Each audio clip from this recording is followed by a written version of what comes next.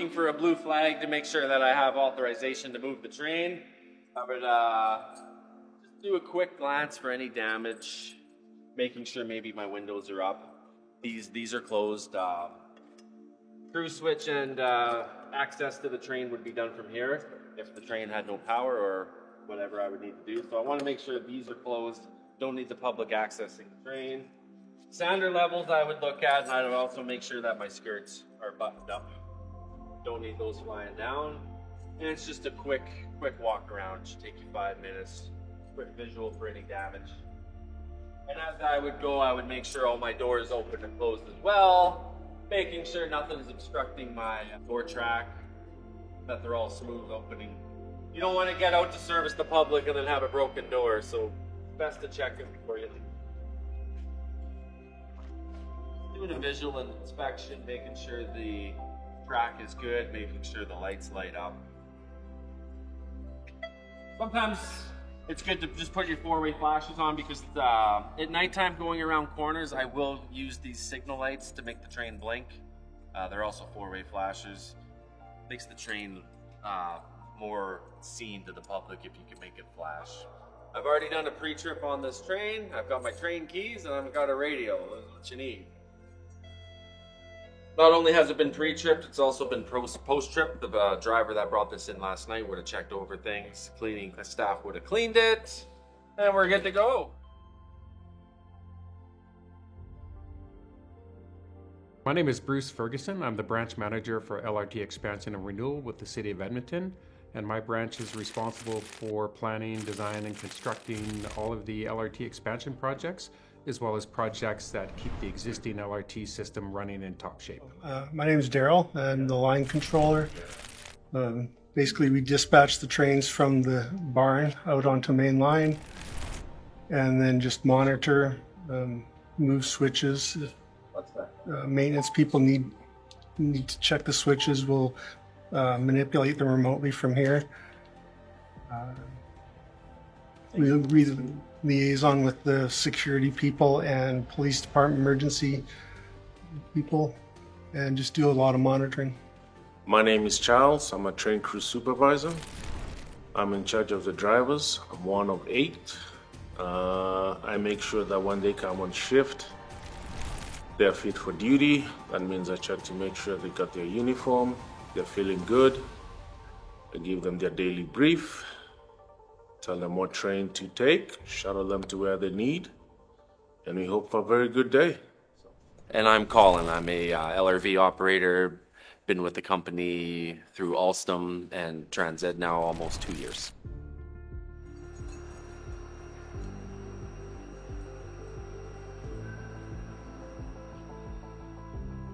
The trains are washed quite a bit.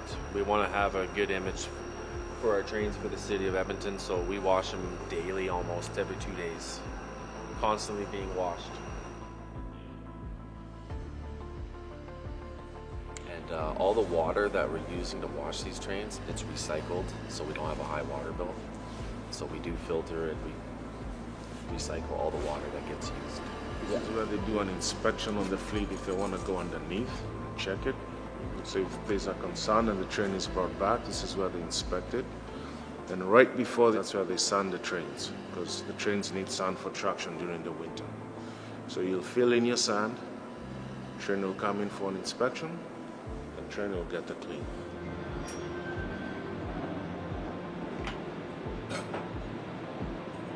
And we do have a technician that's waiting there.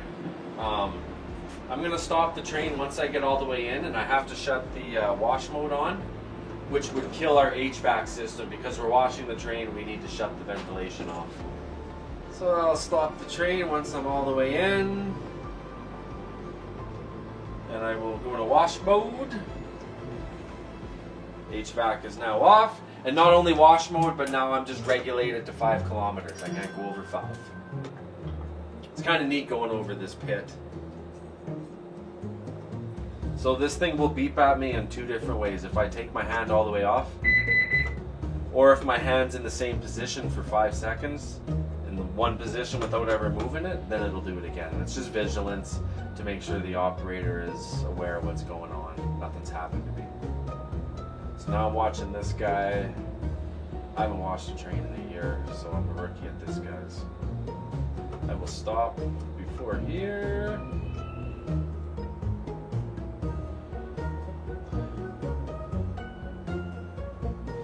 Windows are up, HVAC's off, we're in wash mode. Good to go, good to go. All right. There's a little pre-rinse, just like at the car wash.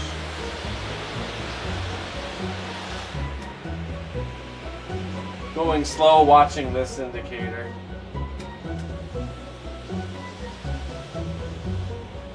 That's flashing now, so I want to slow.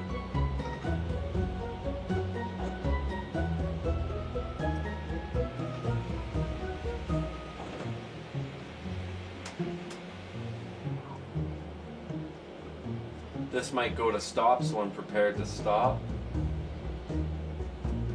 Because I know these are going to wash the front here for me. There it is. So now it's going to do a front wash.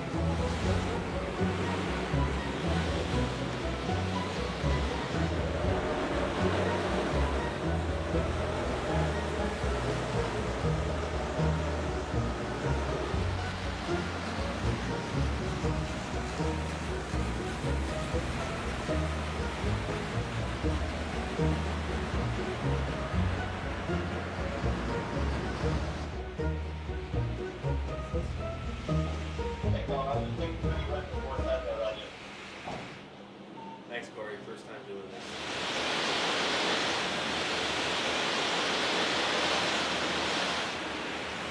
Hey, the dryers.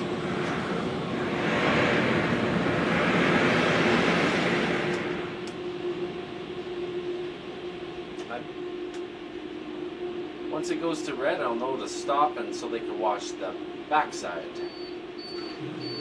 And now we're stopped. Now it's going to do that end.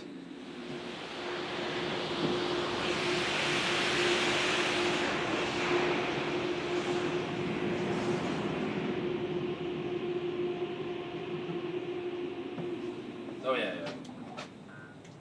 One business here, I'm going to get you to change ends and come back to the south end of the wash bay. Then go up the north S curve, and then change ends, and you're going to go back into your south. Acknowledge OCC, I'm changing ends. I'm going up the south end of the wash bay, up to S curve north, and then back into Sierra 2.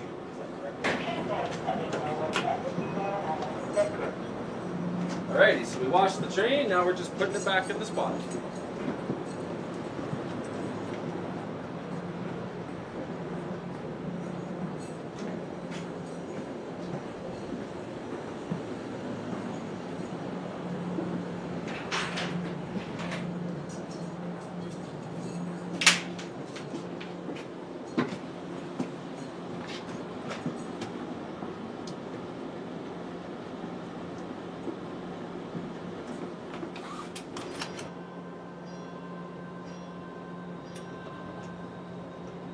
Wash mode's over now.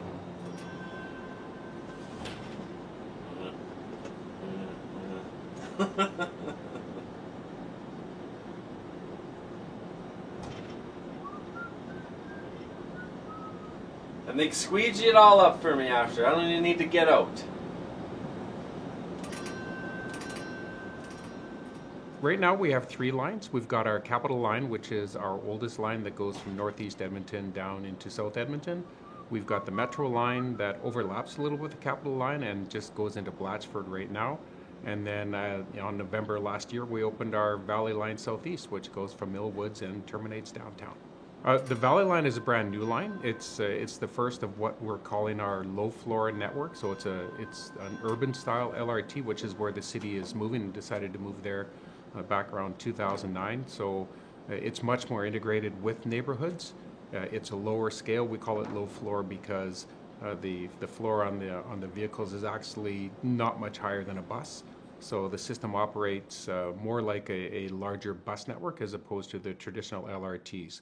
It's 13 kilometers long, has 11 stops, 1 station, a park and ride, and so far ridership has been excellent.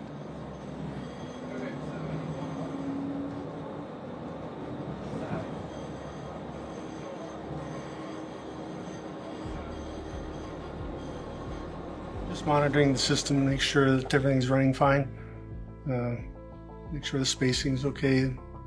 Just watching the drivers to see if they're getting into trouble or there's an occupancy that needs to clear, routing stuff. Basically just monitoring for now. Sometimes they have trouble with passengers, unruly passengers.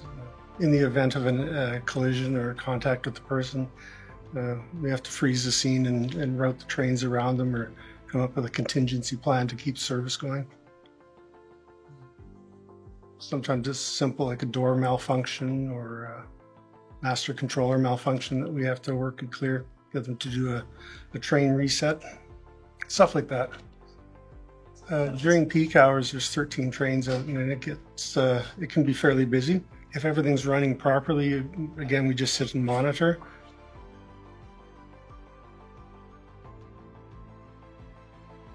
We get a lot of calls for welfare checks on people in the shelters and on the trains that may not be doing too well.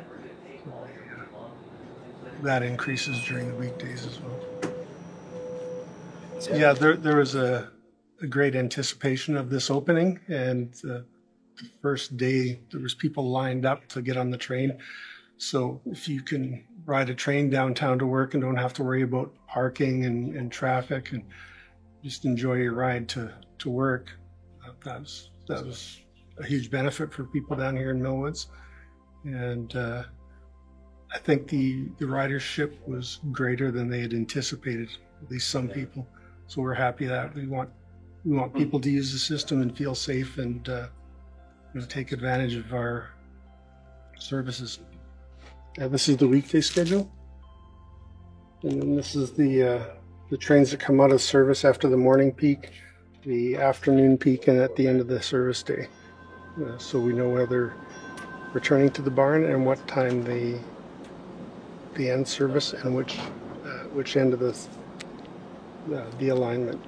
So all these trains will come from Millwoods, and all these come from the 102 stop, and they deadhead at the end of their day back into the OMF.